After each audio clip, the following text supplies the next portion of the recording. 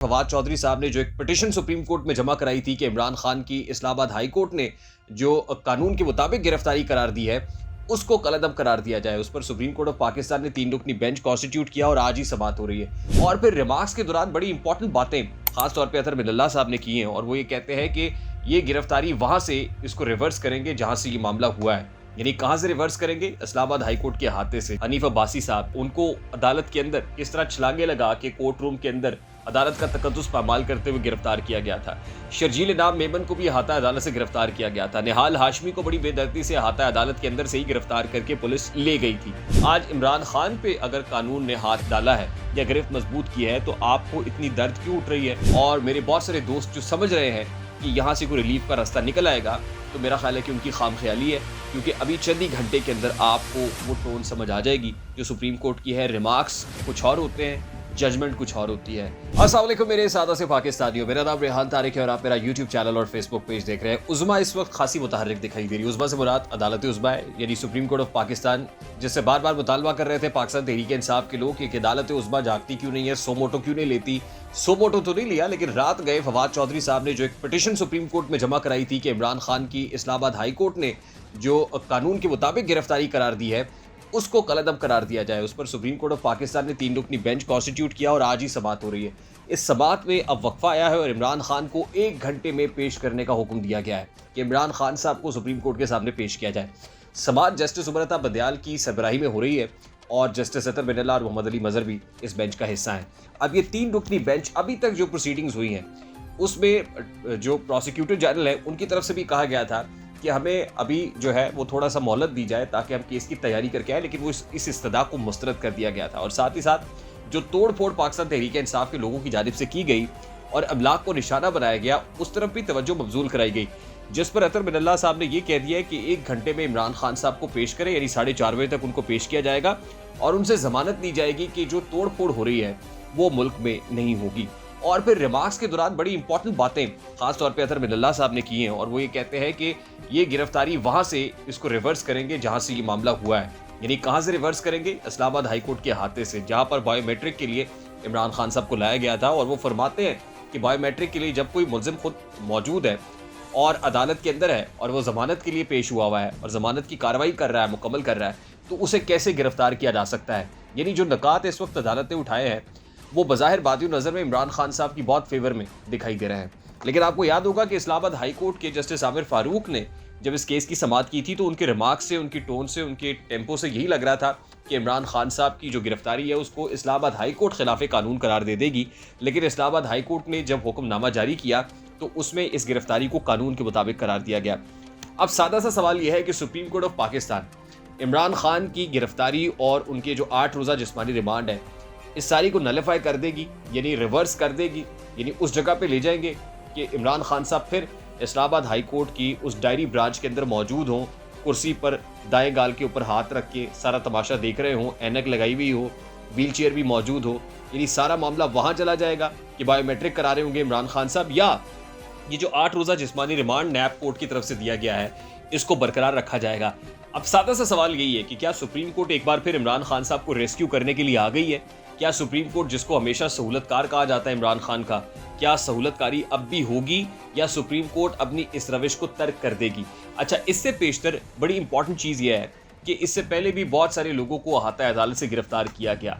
आज हमारे सामने वो मनाजिर भी हैं कि जिसमें एफिड्रेन केस के अंदर हनीफ अब्बासी साहब, जो अब तो एक्विट हो गए हैं, और उनको अदालत के अंदर किस तरह छलांगे लगा के कोर्ट रूम के अंदर अदालत का तकद्दुस पामाल करते हुए गिरफ्तार किया गया था। शर्जील नाम मेमन को भी अहाता अदालत से गिरफ्तार किया गया था। निहाल हाशमी को बड़ी बेदर्दी से अहाता अदालत के अंदर से ही गिरफ्तार करके पुलिस ले गई थी। यानी ये सारे मामला जो आज जिन लोगों को बहुत अदालत की बेतौकीरी का ख्याल हो रहा है, तो उनको ये विजुअल्स भी देखने चाहिए कि इससे पहले भी किस तरह बूटों तले अदालतों को रौंदा जाता रहा है अपनी मर्जी, अपनी मंशा के मुताबिक। तो ये कोई पहला वाकया नहीं है, इस तरह के बहुत सारे वाकयात मुल्क के अंदर रूनुमा होते रहे हैं। आज इमरान खान पे अगर कानून ने हाथ डाला है या गिरफ्त मजबूत की है तो आपको इतनी दर्द क्यों उठ रही है? ये मुसीबत में आप क्यों दिखाई दे रहे हैं? इतनी ज़्यादा प्रॉब्लम में क्यों है? अब सिंपल सा जो नक्शा इस वक्त दिखाई दे रहा है कि जिस तरह से रियासती इदारों ने रिस्ट्रेंट का मुजाहरा किया, तहम्मुल का, सब्र का मुजाहरा किया, लेकिन अब जो प्रेस रिलीज ISPR की तरफ से आई, जो रिस्पॉन्सेज हुकूमती ज़ोमा की तरफ से आए, लग ये रहा है कि रियासत रिएक्ट करना चाहती है अब रिस्पॉन्ड कर रही है, खड़ी हो गई है। ऐसी यानी किसी के ज़ख्म अभी हरे हैं, वो बहुत मुश्किल में है। और ख़ास तौर पे कहा जा रहा है कि जो शहदा ने जान के नजराने पेश किए हैं पाक फ़ौज के, आपने तो उसका भी तकद्दुस जो है वो पायमाल कर दिया है। तो क्या वो लोग बर्दाश्त करेंगे कि इमरान खान को कोई भी सहूलतकार आके ऐसे में रेस्क्यू करके ले जाए, रिलीफ फराहम कर दे, और फिर उसी जगह पे यानी जो कुछ मुल्क के अंदर कल से हुआ है, परसों से हो रहा है, आग लगाई गई है, थेफ्ट हुआ है, सड़कों के ऊपर ट्रकों को नजर आतिश कर दिया गया है, सरकारी इमारात को जलाया गया है, तोड़ फोड़ की गई है, क्या इसके बावजूद भी उस सियासी जमात के लीडर को अदालत के कहने पर रिलीज कर दिया जाए, वो फिर जाए और फिर जाके कहना चाहिए कि एट लार्ज उसको छोड़ दिया जाए और वो शुतर बेमहार हो, वो फिर अपने कारकुनान को इकट्ठा करे, वो फिर फौजी अफसरान को, अस्करी इदारे के सरबराहान को ललकारे, अपनी आवाज़ के अंदर उनके नाम ले लेकर वो बातें करे? तो इसका मतलब ये है कि फिर रियासती रिट को तो आप खुद कमज़ोर कर रहे हैं, यानी आप फिर किसी के लिए रिलीफ का सामान पैदा कर रहे हैं। ये जो केस है इमरान खान साहब के ऊपर, ये अलकादे ट्रस्ट केस है। अलकादे ट्रस्ट केस के अंदर सीधा साधा करप्शन का मामला है, आप समझ लीजिए मनी लॉन्ड्रिंग का ही मामला है। ये कैसे है? ये इसलिए है कि एक प्रॉपर्टी टाइकून मलिक रियाज साहब, बैरिया टाउन वाले, उनका मामला था नेशनल क्राइम एजेंसी के साथ, यूके की एनसीए के साथ। एनसीए के अंदर आप यूँ समझ लीजिए कि a kind of plea bargain, ये सेटलमेंट हुई और जो जुर्माना था वो 190 मिलियन पाउंड्स का था, यानी पाकिस्तानी को 460 अरब रुपए बनते हैं। अब ये रकम जो है वो एनसीए के पास गई, एनसीए ने सरकार पाकिस्तान को ये रकम फराहम कर दी कि ये पाकिस्तान की हुकूमत के पास ये पैसा जाएगा। अब जब हुकूमत के पास गया तो यहाँ ऑलरेडी जो मलिक रियाज साहब हैं उनकी कुछ सेटलमेंट थी सुप्रीम कोर्ट के साथ। हुकूमत पाकिस्तान ने कमाल महारत के साथ इमरान खान साहब ने उस कैबिनेट इजलास को चेयर किया और उस इजलास में कैबिनेट से एक सील्ड एनवेलप पर मंजूरी ले ली कि ये रकम जो वहाँ से आई है इसको मलिक रियाज साहब का जो सुप्रीम कोर्ट के साथ सेटलमेंट है ना, उस खाते में डाल दिया जाए। मतलब वो पैसा जो सरकार का था वो अल्टीमेटली फिर प्रॉपर्टी टाइकून के आपने हवाले कर दिया और आज उसको जस्टिफाई किया जा रहा है। अब बात यह है कि प्रॉपर्टी टाइकून को जो सहूलत यहाँ से फराहम की गई उसके बदले में आप पर नवाजिशात हुई, हीरे की अंगूठियाँ, हीरे के सेट आपको दिए जाते रहे और फिर जो अलकादे ट्रस्ट के नाम पर जो ज़मीन दी गई को 450 केनाल के करीब, ये ज़मीन आपको फराहम कर दी गई और उसके ट्रस्टी दो ही हैं। पहले तो उसमें जुल्फी बुखारी और बाबर अवान भी शामिल थे, लेकिन जुल्फी बुखारी और बाबर अवान का नाम बाद में निकाल दिया गया। अब दो ट्रस्टी हैं, बुशरा बीबी के दस्तखत के साथ ये डीड मौजूद है, ट्रस्ट डीड, और इसमें इमरान खान साहब भी एज अ ट्रस्टी मौजूद है। यानी दो ही लोग हैं, एक बुशरा बीबी और एक इमरान खान है बराह रास्त जो बेनिफिशरी हैं। और उस वक्त आप वज़ीर आज़म थे एक और दूसरी खातून अव्वल थी। यानी वो एक प्रॉपर्टी टाइकून को यहाँ से बेनिफिट देते हैं, रिलीफ फराहम करते हैं और उसके बदले में बादिन नज़र में ये ज़मीन आपके हवाले कर दी जाती है। ना सिर्फ ये ज़मीन दी जाती है बल्कि उसके साथ हीरे जवाहरात और ये वो ऑडियोज़ तो मंजर आम पर हैं ही। तो सीधा साधा केस है, यानी ये कॉन्फ्लिक्ट ऑफ इंटरेस्ट का मामला है। ये कॉन्फ्लिक्ट ऑफ, जिसे कहते हैं ना कि मफादात का टकराव, तो मफादात का टकराव करप्शन के जुमरे में आता है कि आप उस वक्त एक जगह पे बैठे हुए थे जहाँ रिलीफ दे सकते थे और आप अपने उस पोजीशन को, पब्लिक ऑफिस को इस्तेमाल कर रहे थे और आपने इस्तेमाल किया है। केस सीधा साधा सा है और हुकूमत के पास सब्सटेंस मौजूद है, यानी इतना सब्सटेंस, इतना मवाद मौजूद है कि इमरान खान जल्दी छूट नहीं सकते हैं। अब मामला सिर्फ गिरफ्तारी का है कि गिरफ्तारी कानूनी तौर पे हुई है, गैर कानूनी तौर पर। चलिए जी, आप कह देते हैं कि जी गैर कानूनी तौर पर गिरफ्तारी हुई, ठीक है जी, इस मामले को रिवर्स कर देते हैं, आप उस जगह पर ले जाएं। तो इसका मतलब ये है कि आप ये चाहते हैं कि इमरान खान साहब पेश हों और इमरान खान को जमानत दे दी जाए, यानी प्री अरेस्ट बेल जैसे वो आते हैं। अब एक बंदा शामिल तफ्तीश ही नहीं हो रहा, यानी 2 बार नैब ने जो नोटिस हैं वो सर्व कर दिए हैं, उसके बावजूद इमरान खान साहब जो है वो अदालत नहीं आ रहे हैं। अब क्या करेगी नैब, क्या करेगी? यानी नैब इमरान खान साहब के घर जाती है, वहाँ कारकुनान मार पीट के नैब के हरकारों को वापस भेज देते हैं। क्या कोई अबव द लॉ है? क्या कोई कानून से बालातर है? क्या उससे बाज़पुरस नहीं हो सकती?